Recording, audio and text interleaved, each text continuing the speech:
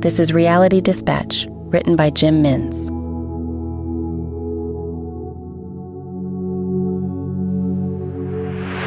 He was 64 years old, unceremoniously dismissed from service as a maintenance operator at the local high school.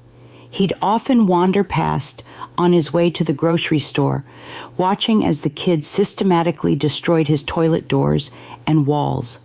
The ones he took great pride in replacing whenever there were instances of graffiti and other forms of destruction common in these institutions. He was angry at his dismissal. The child had been rowdy and aggressive. Herbert had never seen such behavior in an adolescent. He had been performing this work for over 28 years. Never had he experienced such disrespect. He remembered the day clearly as he strolled up to the train station to catch the 3:58 train to George Street in the city's CBD. As he thought of the incident on the walk, his mind disconnected from the road ahead, and he was lost in a trance of a faded memory. The child was all of 8 years old, but old enough to know better. He and his buddy were spitting on the cubicle doors, attempting to reach higher and higher highs with their putrid behavior. Perhaps he should have thought, lower and lower lows. Nevertheless, they were defacing his doors, the ones he painted over with pride 3 times a year.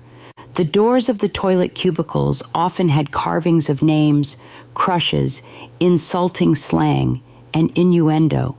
He had the skill to make those doors look brand new again, and the work earned him the principal's respect. This boy was ruining all of that with his disrespect. Herbert dropped his bucket, full of detergent meant for the cafeteria tables later in the day, the contents pouring out all over the tiled toilet floors. He remembered almost slipping and breaking his neck in his effort to get to the kid. He wished now that he had fallen.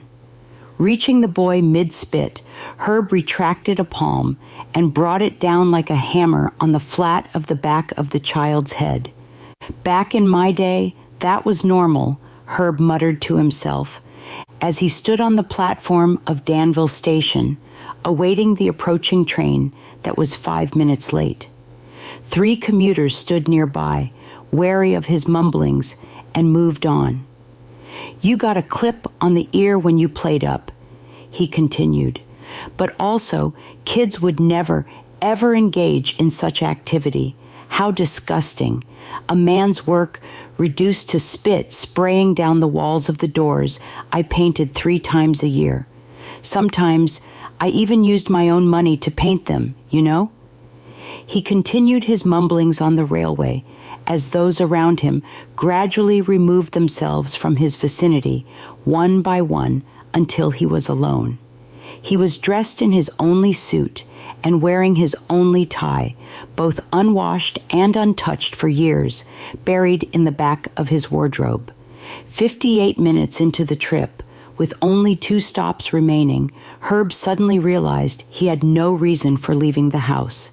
He stood in a panic and raced toward the closing doors, which shuttered upon his arrival. He watched as the train pulled away from the station of Danevill. "That's impossible," he said. "I've been on this train for almost an hour." He looked up and down the carriages and wandered over to the interconnecting doors between them. He ignited the pistons that opened them, hearing the familiar hiss as they unraveled. They were malfunctioning and only opened partway. He maneuvered sideways to squeeze into the adjoining carriage and walked past a gentleman in a fedora reading the evening paper and a mother with her child who sat in its pram eating a banana while she read a paperback. Herbert marched onwards to the end of the carriage just as the train approached its next stop. The doors opened, but he still had meters to travel before he could reach them. As he arrived, they shut with force, and the train lurched forward, once again preventing him from exiting. He pressed his forehead to the window, catching a fleeting glimpse of the station sign as it blurred past. It read, Danevill. "What is going on?" he wondered aloud. He looked left and right down the length of the carriage and saw the man in the hat with the paper, the woman with the paperback, and the child still eating the banana. They had barely moved. He jogged back toward them, retracing his steps. He reached the carriage doors that interconnected. He pulled the lever that ignited the pistons, waiting for that familiar hiss. The doors opened partway, and a gust of steam rose from the no-man's land between the carriages, briefly obscuring the opposite carriage. As he stepped through, he entered an empty carriage. No one was seated. No one stood near the doors. The fedora man, the paperback lady, and the banana-eating toddler were all gone. "What is this?" he said. A jolt ran through the tracks, making the train jerk violently. It knocked him off his feet and onto a long adjoining seat beneath the window. He sat there, breath heavy, and thought about his next move. As he did, the carriage began to slow, and he realized they were approaching another station. This time, he was positioned closest to the exit and would be able to disembark. He stood in anticipation and moved toward the doors, standing dead center, in line with the frame as the sliding glass panels met. The train slowed along the platform that came into view. It eased to a halt and aligned exactly where Herbert recognized it had been when he first entered, Platform 2 of Danevill Station. The train stopped, and the familiar chime of the doors, swinging open, rang out along the carriage. All doors opened for passengers entering and exiting the service, all doors except his. Herbert kicked and pounded on the door with his fists. It would not budge. The chime announcing the door's closure rang out, and Herbert let out a loud protest. The train lurched forward, moving away from the platform, slowly at first, then building speed. Herbert yelled some more, kicking the triple-enforced glass, jarring his left toe in the process.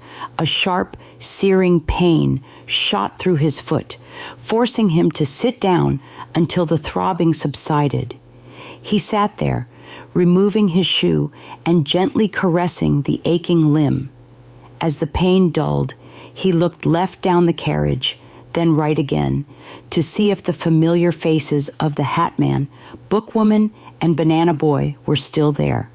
As expected, they were, in both directions, mirror images, projections, people who were there but weren't really there. Why is this happening? He asked himself. He jolted with fright when an answer crackled over the guard speakers. "That boy died," the speaker announced. Herbert's breath hitched. "What boy?" "The one you smacked." The train rattled on, and a loud bang under the tracks caused it to rock violently. Herbert, already seated, barely moved this time. "He deserved it," Herbert said. "In my day, we respected our elders. We respected their property. You also respected human life. You hit that boy and put him in a coma. The doctors could not revive him after a week," the voice said. "I know that. You think I'm dumb?" Herbert yelled. "I think you will have time to think about that," the speaker announced. "You will have all the time in the world." Herbert sat in his chair, turning over the last statement in his mind. In some ways, he knew he was in purgatory. It was an outcome he had expected. All his outrage at being trapped was a ruse, a facade to convince himself that he was still in control.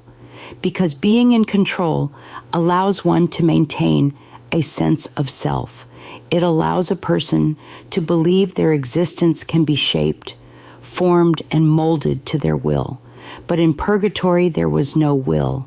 There was only an endless cycle of missed opportunities, doors that closed as soon as he arrived at them, and people who didn't wish to engage. The voice was all he had. "Why don't you always talk to me? Why is it only sometimes?" he asked. He looked up at the ceiling, at the familiar boxy speakers hanging overhead like the voice of God, ready to announce to those on board when they were free to relieve themselves of the burden of traveling to their chosen destination. It sat there, speechless, unwilling to engage. Then, as the train began to slow, the speaker crackled to life, igniting a communication that filled Herbert with a familiar sense of dread, the same dread he had felt the first time he entered this place. Next stop, Danevill. Stand clear of the closing doors, please.